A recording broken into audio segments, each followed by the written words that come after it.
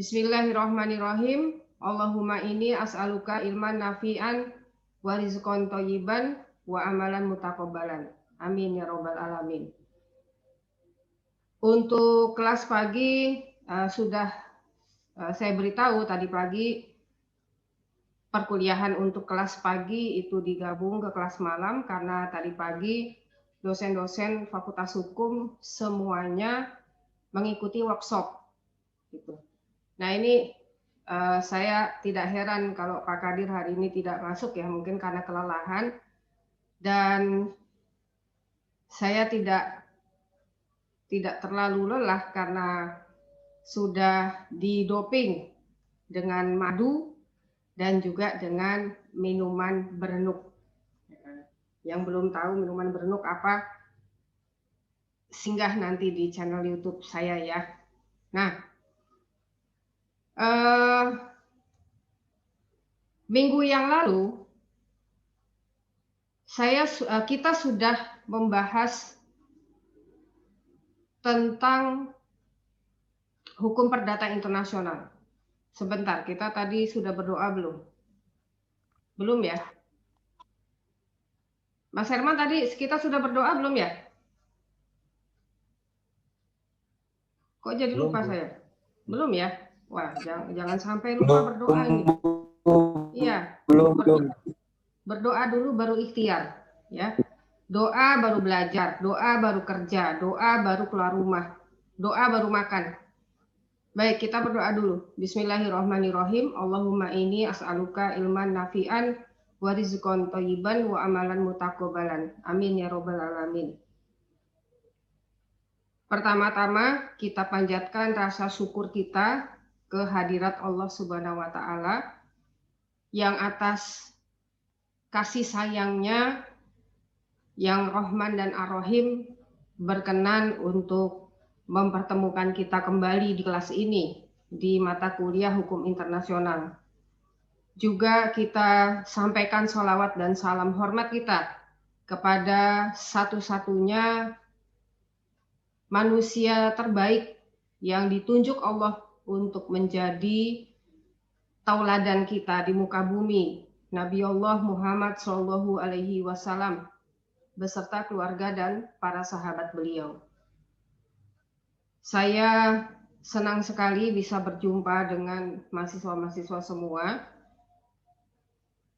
baik di kelas pagi maupun di kelas malam, untuk membahas hukum antar tata hukum yang sebetulnya merupakan awal dari hukum perdata internasional. Hanya sedikit saya singgung ya di minggu yang lalu tentang hukum perdata internasional, dan mungkin ada mahasiswa yang masih masih bingung tentang keberadaan dari hukum perdata internasional. Padahal sebelumnya mahasiswa sudah memperoleh materi hukum perdata.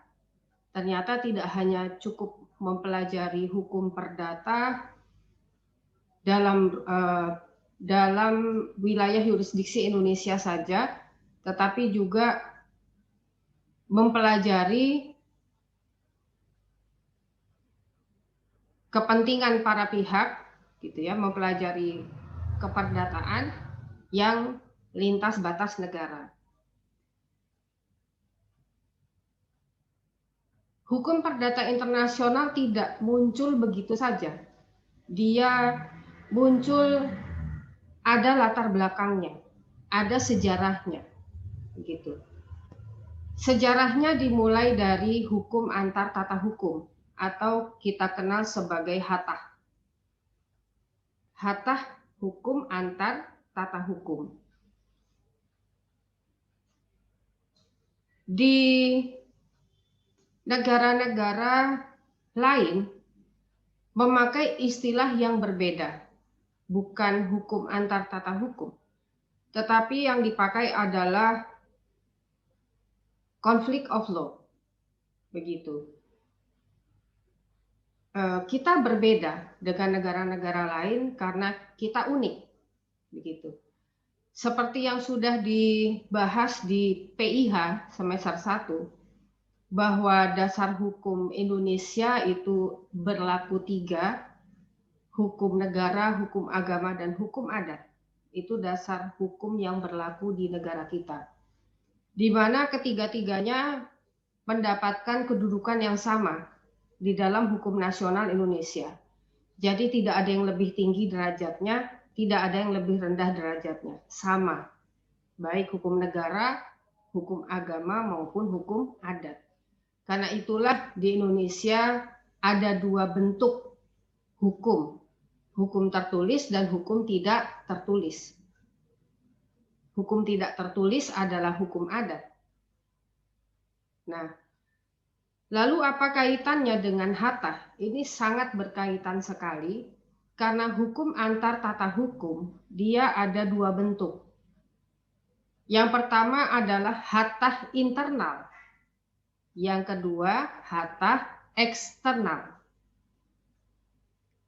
Hatta internal ada 3 jenis. Yang pertama antar golongan, yang kedua antar tempat, dan yang ketiga antar waktu.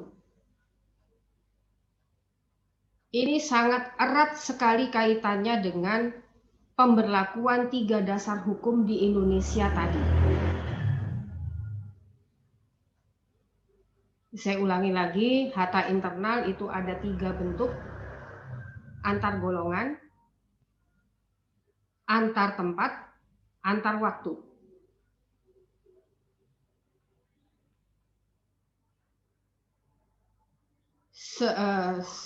Contoh yang sederhana dari hatta internal antar golongan ini bagaimana hukum mengatur kepentingan satu golongan dengan satu golongan yang lain yang berbeda. Di mana perbedaannya? Perbedaannya terletak pada hukum agama. Contoh misalnya, bagaimana hatta internal ini mengatur kepentingan para pihak apabila para pihaknya ketika melakukan hubungan hukum masing-masing memeluk agama yang berbeda. Contoh misalnya, memang perkawinan antar agama di Indonesia itu tidak sah. Tetapi perkawinan antar agama tetap bisa dilakukan dan itu legal apabila perkawinan tersebut dilaksanakan di negara yang melegalkan perkawinan antar agama. Karena itulah beberapa warga negara Indonesia yang berbeda agama kemudian melangsungkan pernikahan mereka misalnya di Hong Kong atau di Australia atau di Amerika, negara-negara yang melegalkan perkawinan antar agama. Artinya antara suami istri meskipun sudah menikah, mereka tetap memeluk agamanya masing-masing. Permasalahan terjadi ketika perkawinan berakhir. Perkawinan berakhir ada 2 cara. Jadi perkawinan itu bisa berakhir karena 2 sebab. Yang pertama karena sebab kematian, yang kedua karena sebab perceraian. Permasalahan ini muncul, baik perkawinannya berakhir karena perceraian maupun perkawinannya berakhir karena kematian. Apabila salah satu, saya kasih contoh misalnya, yang laki-laki, yang suami beragama Islam, yang istri beragama Kristen, menikah di luar negeri, kembali ke Indonesia, perkawinan mereka disahkan di catatan sipil. Si suami meninggal dunia. Tadi suaminya apa? Islam ya, suaminya Islam. Istrinya Kristen. Ketentuan hukum negara di Indonesia, di BW, itu mengatur bahwa pembagian waris, harta waris itu jatuh kepada pasangan hidup yang masih hidup.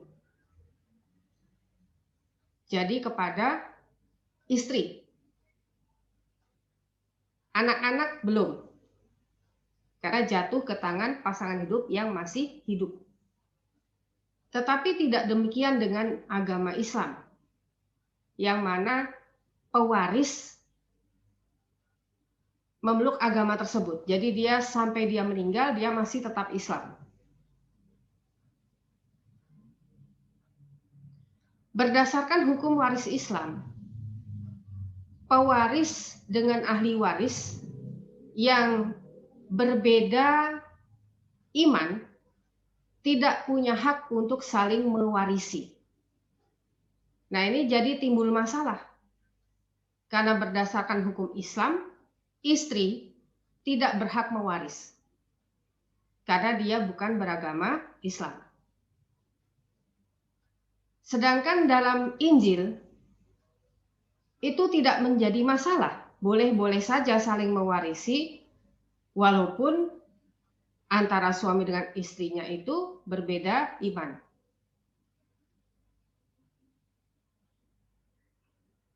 Saya pernah bertanya dengan teman saya non-muslim.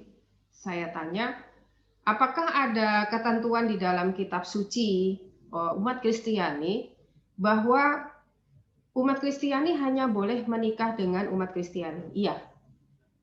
Jadi kalau dalam aturan Injil itu umat Kristiani dilarang menikah dengan umat lain, gitu ya. Tapi tidak ada konsekuensi hukum apabila umat Kristiani menikah dengan umat beragama lain. Kalau Islam, dia punya konsekuensinya. Tidak saling mewaris, sepanjang pernikahan itu berarti berzina, gitu ya.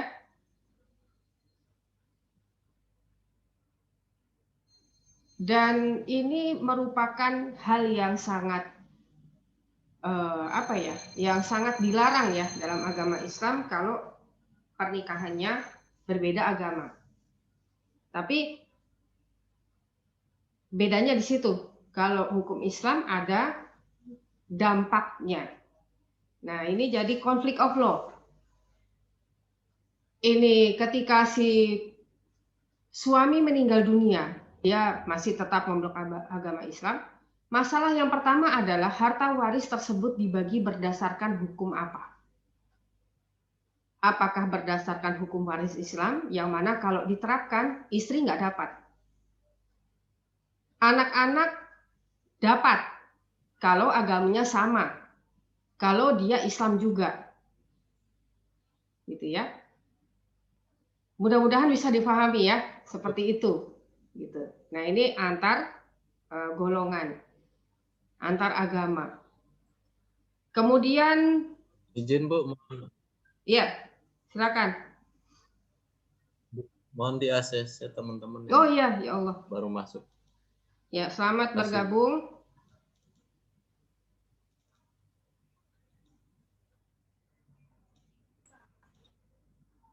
Yang kedua, antar tempat. Terjadi konflik of law juga. Mengapa? Karena yang di awal tadi ya, tadi saya sebutkan bahwa di Indonesia berlaku 3 dasar hukum.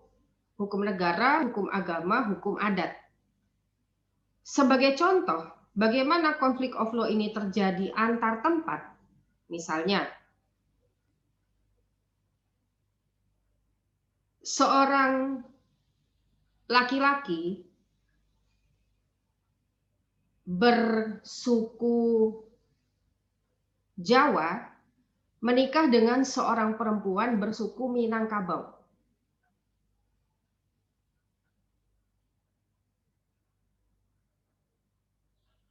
Menikah ya. Dari pernikahan tersebut kemudian lahirlah anak-anak, laki-laki dan perempuan. Kemudian pewaris meninggal. Si suaminya meninggal yang bersuku adat Jawa. Maka menjadi masalah karena dalam hukum waris Minangkabau perempuan mendapatkan 2 kali lipat dari laki-laki. Ahli waris perempuan mendapatkan 2 kali lipat dari ahli waris laki-laki. Bahkan di suku tertentu, Minangkabau ini kan bisa macam-macam ya, bisa Bukit Tinggi, bisa macam-macam lah, gitu ya, Bukit Tinggi dan lain-lain. Bahkan di suku Minangkabau tertentu itu anak laki-laki tidak dapat sama sekali. Sedangkan dalam hukum waris adat Jawa, laki-laki dan perempuan mendapatkan bagian yang sama.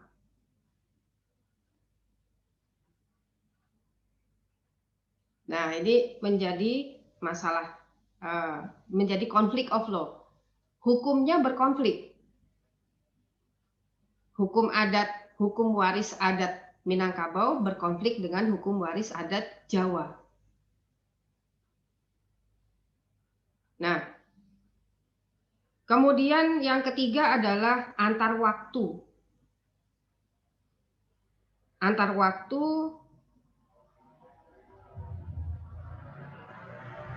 konflik of law-nya adalah dulu boleh, sekarang tidak boleh.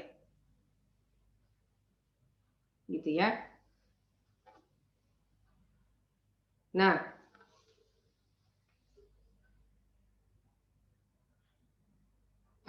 contohnya begini. Seorang pribumi non-muslim, dia boleh memilih hukum Belanda. Boleh memilih hukum Belanda, gitu ya. Itu waktu dulu waktu Kitab Undang-Undang Hukum Perdata Indonesia bergelak wetbook itu masih berlaku. Kan waktu bergelak wetbook itu berlaku, coba dibaca di pasal 1-nya ya, KUH Perdata, itu kan ada penggolongan penduduk. Yang pertama golongan Eropa dan yang sederajat. Yang kedua golongan Bumi Putra. Yang ketiga golongan Tionghoa dan Timur Asing lainnya. Nah, ini ada 3 golongan penduduk. Untuk pribumi non-muslim itu boleh memilih hukum Belanda. Gitu. Khusus yang itu ya. Tapi kan sekarang tidak boleh lagi. Jadi dulu boleh, sekarang tidak boleh karena sejak Indonesia merdeka maka tidak ada lagi dualisme hukum. Dihapus golongan penduduk. Semua orang sama di hadapan hukum. Nah, itu ya.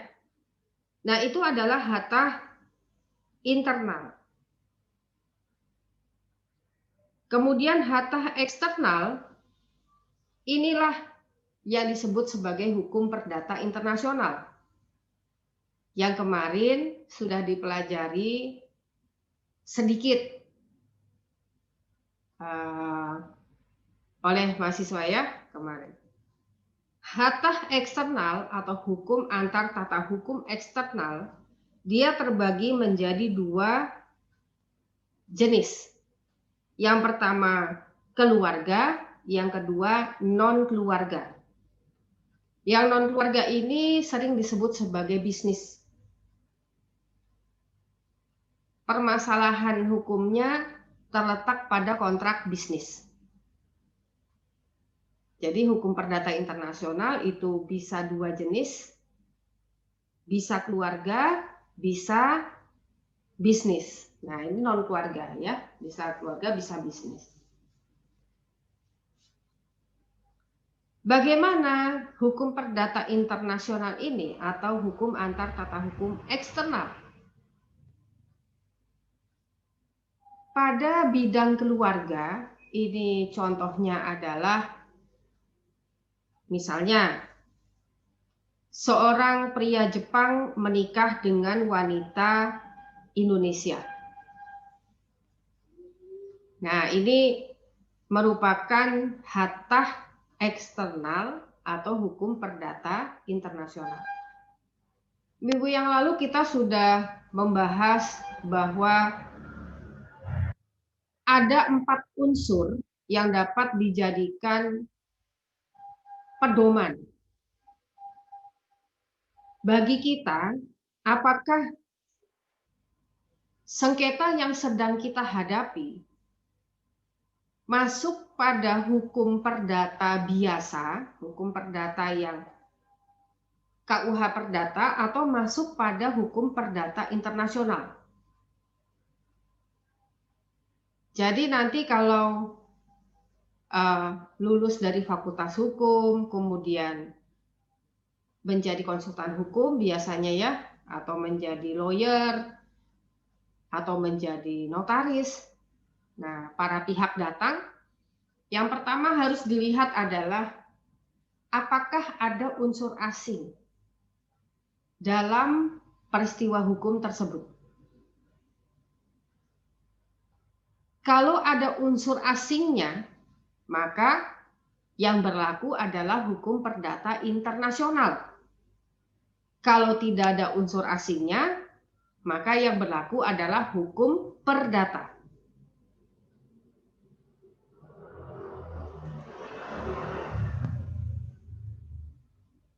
Nah,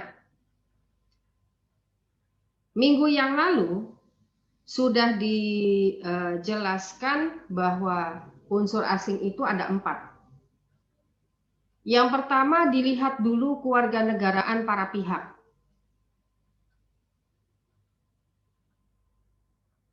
Kalau kewarganegaraannya sama, berarti pakai hukum perdata? Belum tentu. Karena yang harus dilihat ada 4 unsurnya. Lihat dulu kewarganegaraannya. Kalau para pihak kewarganegaraannya berbeda, sudah jelas permasalahannya atau sengketanya diselesaikan menurut hukum perdata internasional, bukan hukum perdata.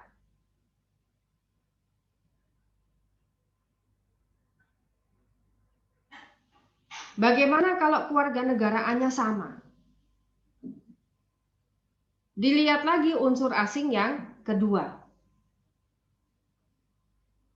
Peristiwa hukumnya terjadi di mana? Bu, izin ada yang mau masuk, Bu, Oh ya, ya. CC. Ya, selamat bergabung. Kepada yang terlambat nanti bisa dilihat rekamannya. Bisa dilihat dari peristiwa hukumnya. Gitu ya. Jadi kalau kewarganegaraannya sama. Ini ada peristiwa hukum. Contoh misalnya pernikahan. Ada sengketa. Ya kalau pernikahan sengketanya harta gono gini, hak asuh anak. Itu aja ya. Itu harta gono gini dan hak asuh anak.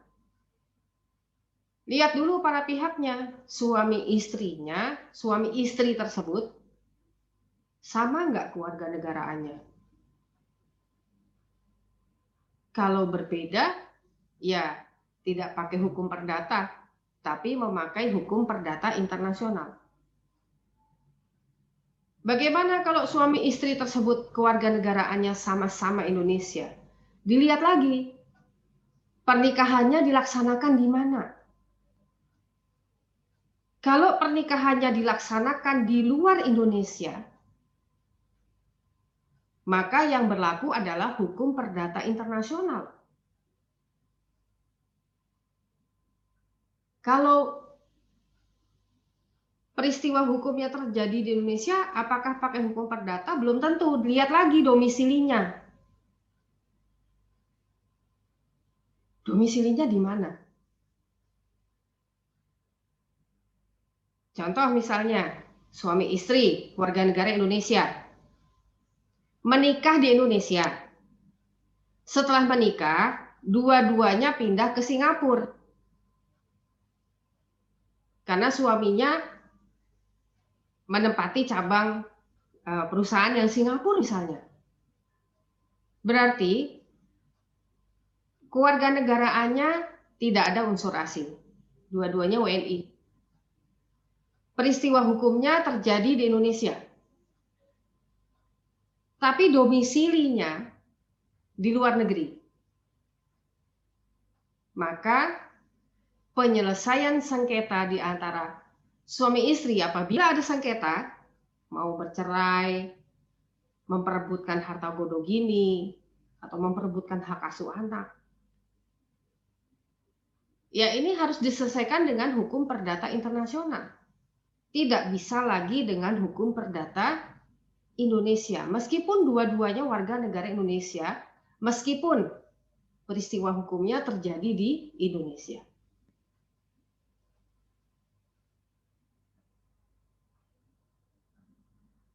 Sebagai gambaran, ada sebuah kasus, dia suami istri warga negara Indonesia, menikahnya di Indonesia, kemudian karena suaminya ditempatkan di cabang Singapura, suami istri ini kemudian pindah ke Singapura. 3 bulan menikah ya, 3 bulan menikah, pindah ke Singapura. Kemudian di bulan ke-6, sang istri mengajukan gugatan cerai ke pengadilan Singapura.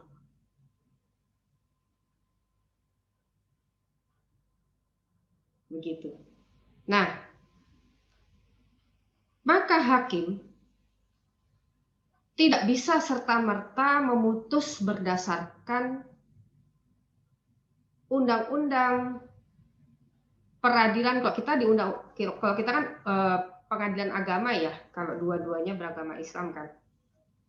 Ini pengadilan negeri Singapura, High Court Singapura, tidak bisa serta-merta memutus berdasarkan hukum Singapura. Kenapa? Karena yang berperkara bukan warga negara Singapura. Yang berperkara warga negara Indonesia. Melekat padanya hukum perdata Indonesia. Yang mana hukum perdata Indonesia itu berbeda dengan hukum perdata Singapura.